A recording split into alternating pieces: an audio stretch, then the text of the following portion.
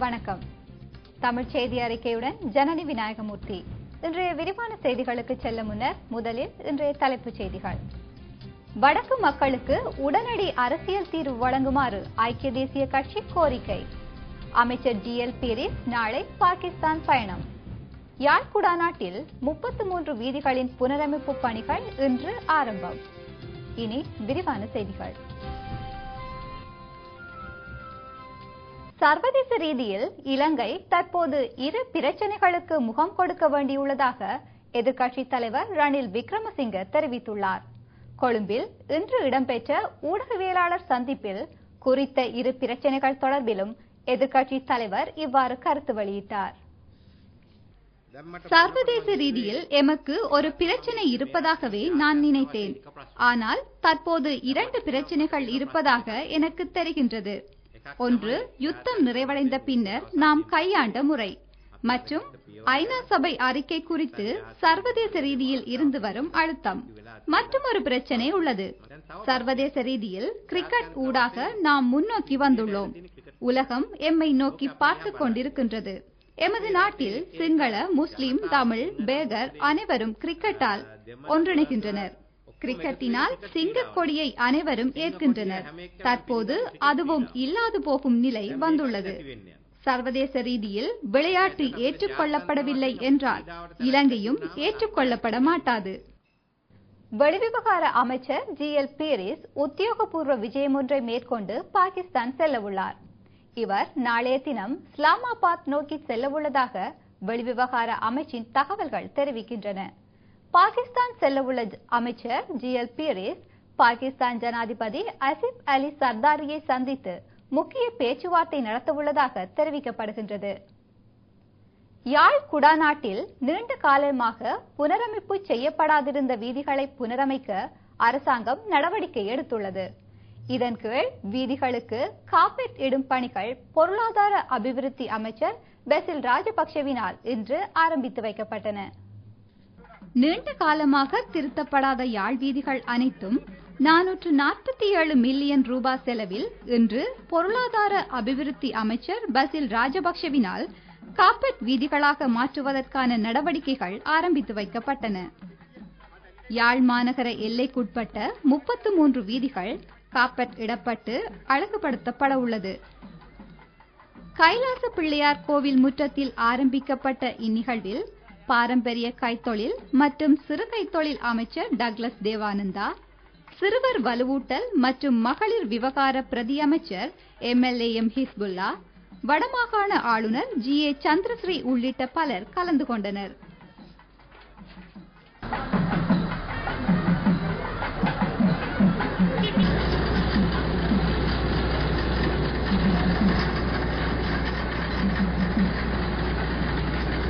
வடக்கு பிரச்சினைக்கு விரைவில் தீர்வினை பெற்றுக் கொடுப்பதற்கு அரசாங்கத்தின் கவனம் திரும்ப வேண்டும் என ஐக்கிய தேசிய கட்சி தெரிவித்துள்ளது. கண்டியில் இடம்பெற்ற சசுனட்ட அருண திட்டத்தில் உரையாற்றிய அக்கட்சியின் இணை பிரதி தலைவர் சஜித் பிரேமதாச இதனை தெரிவித்தார். நாட்டின் எதிர்கால நலனுக்காக நிரந்தர அர்ப்பணிப்பு உள்ளதென்றால் நாட்டின் எதிர்கால பேருக்காக நிரந்தர ஆசை மற்றும் எதிர்பார்ப்பு உள்ளதென்றால் நாட்டை நிர்வகிப்பவர் உடனடியாக வடக்கு கிழக்கு பிரச்சினைக்கு தீர்வு வழங்க வேண்டும். 3.5 தசாப்தங்கள் யுத்தம் பற்றிய கதைகள் காணப்பட்டதை போன்று யுத்தம் வெற்றி கொள்ளப்பட்டதையும் அனைவரும் கதைக்கின்றனர். தீர்வு வழங்க பாராளுமன்ற தேர்வுக்குழு அவசியமில்லை. நாட்டு மக்கள் விசேட பலமொன்றை இந்த அரசாங்கத்திற்கு கொடுத்துள்ளனர். மாகாண சபைகள் அவர்கள் பக்கம், உள்ளூராட்சி சபைகளில் அதிகம் அவர்கள் பக்கம், ஜனாதிபதியும் அவர்கள் பக்கம், பிரதமரும் அவர்கள் பக்கம். பாராளுமன்றில் 225 165 அவர்கள் பக்கம். நாட்டை பற்றி யோசித்து நாட்டுக்காக அனைவரும் இலங்கையர் என்று சொல்லக்கூடிய அளவிற்கு தீர்வு ஒன்றை வழங்க வேண்டிய பொறுப்பு தற்போதைய நிர்வகிக்கும் அரசாங்கத்திற்கே உள்ளது. யுத்தம் முடிந்து நாடு வலுவான பாதையில் சென்று கொண்டிருக்கும் போது தீய சக்திகளால் விடுக்கப்படும் சவால்களை எதிர்கொள்ள அரசாங்கம் தயார் நிலையில் உள்ளதென ஊடகத்துறை அமைச்சர் கெஹலிய ரம்புக்வெல்ல தெரிவிக்கின்றார். கண்டியில் இடம்பெற்ற நிகழ்வொன்றின் போதே அமைச்சர் இக்கருத்தை வெளியிட்டார். உலகிலேயே உள்ள இராணுவங்களில் ஒழுக்கத்தை கடைபிடிக்கும் இராணுவத்தினரையே நாம் வைத்திருந்தோம். அதனால்தான் எம்மை விரட்டி விரட்டி அடிக்க பார்க்கின்றனர். உலகில் பெரிய நாடுகள் அயல் நாடுகளுக்கு சென்று உயிர் கொள்ளும் போது, ஈராக்கிற்கு சென்று உயிர் கொள்ளும் போது, லிபியாவிற்கு சென்று உயிர் கொள்ளும் போது எமது சிறிய இராணுவத்தை பற்றி சேனல் 4 ஒளிபரப்புகின்றனர். யுத்தம் நிறைவடைந்து நாட்டை ஒரு இடத்திற்கு கொண்டு வந்து வலுவான பயணத்தை தொடங்கியுள்ள நிலையில் மிகப்பெரிய அழுத்தங்கள் எமக்கு பின்னர் கரம் கோர்த்து வருகின்றன. அந்த சவாலை ஏற்றுக்கொள்ள நாம் தயார். அன்றும் அந்த சவாலை ஏற்றுக்கொண்டோம். இன்றும் சவாலை ஏற்றுக்கொள்ள ஒரு தலைவர் இருக்கிறார்.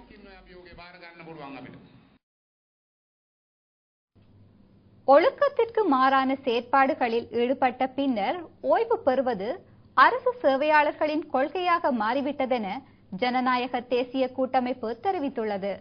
மாத்தளை உக்குவெல பிரதேசத்தில் இடம்பெற்ற தேர்தல் பிரச்சார கூட்டத்தில் உரையாற்றிய கூட்டமைப்பின் பாராளுமன்ற உறுப்பினர் அனுரகுமார திசாநாயக்க இவ்வாறு கூறினார்.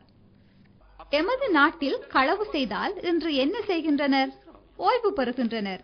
சாதாரணமாக எமது நாட்டில் எழுத்தாளர் ஒருவர் ஓய்வு பெறுவதற்கு முன்னர் வெள்ளை பேப்பர் 15 எடுத்துச் சென்று பிடிபட்டால் அவருடைய ஓய்வூதியத்தையும் இல்லாது செய்து வரும் கையுடன் வீட்டுக்கு அனுப்புகின்றனர்.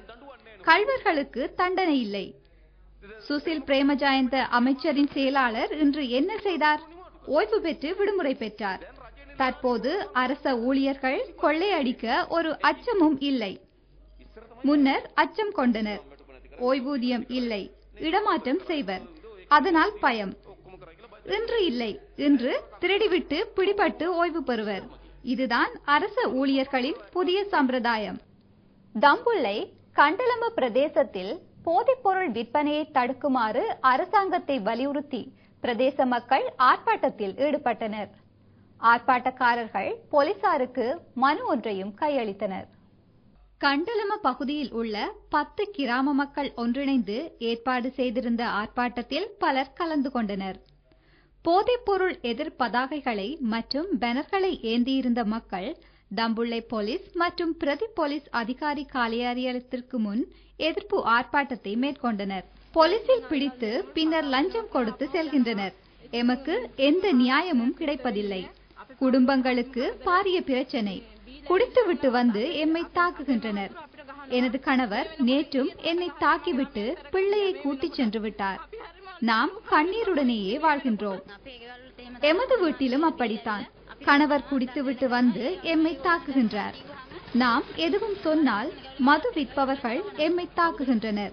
அவர்களை திட்டுவதாக கூறி எம்மை தாக்குகின்றனர். உண்மையில் அவர்களை நாம் திட்ட வேண்டும்.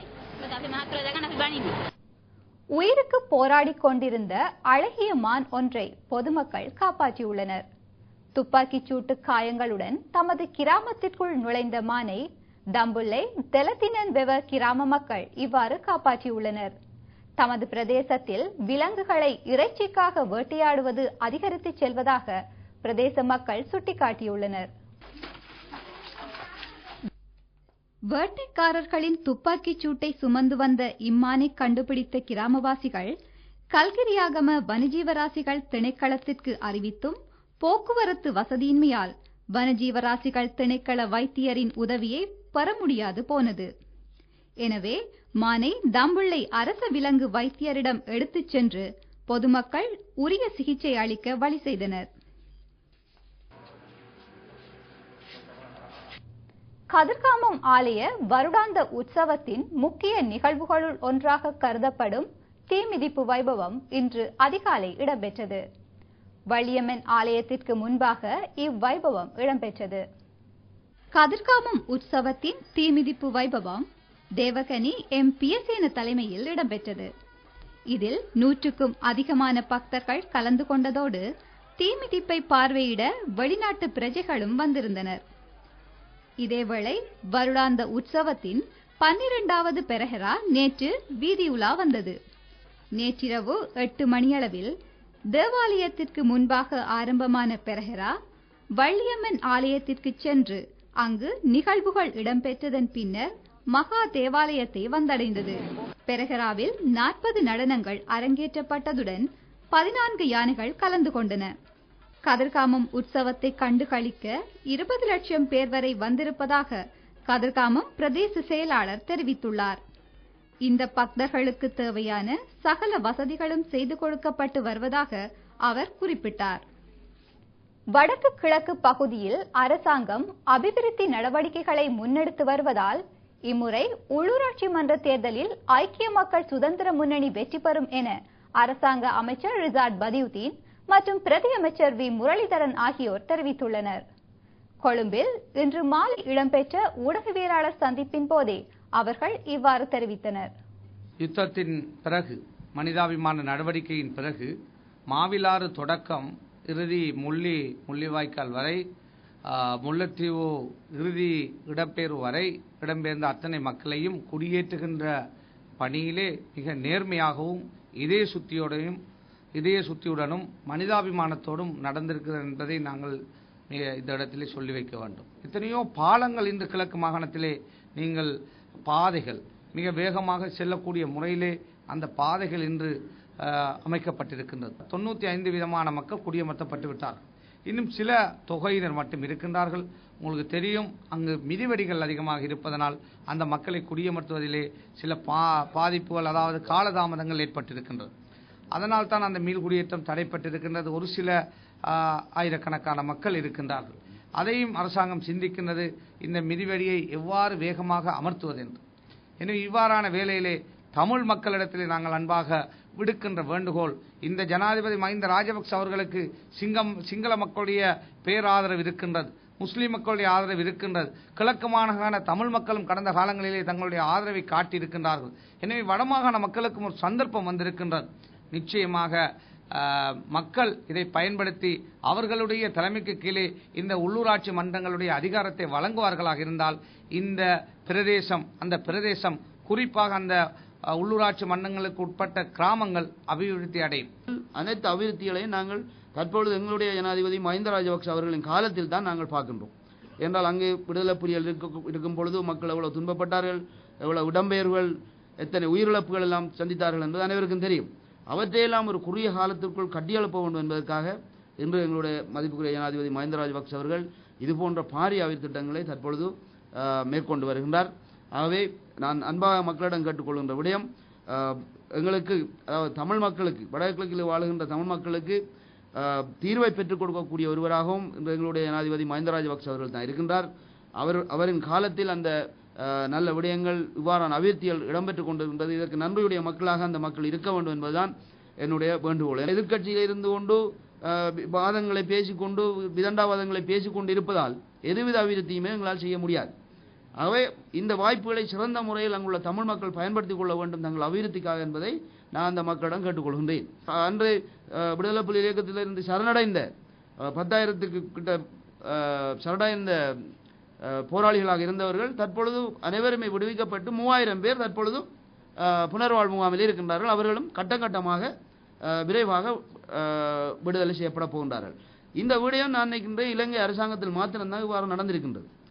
இத்துடன் இன்றைய தமிழ் செய்தி அறிக்கை நிறைவடைகின்றது. வணக்கம்.